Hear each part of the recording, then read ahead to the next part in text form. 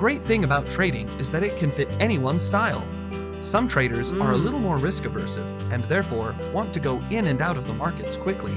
Others want to see where the markets will go in hopes of turning in an even greater profit, and that's called swing trading. Swing trading is a fundamental strategy used by many traders.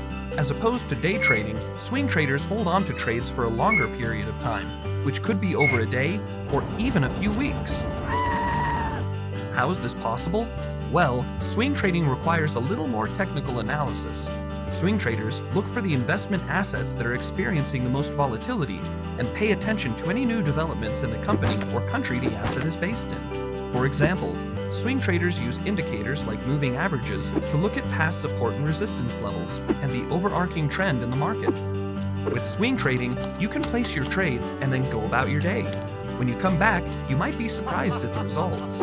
If you can take the time and commit to the proposed profitability of your trades, swing trading could be a strategy that works best for your investment goals.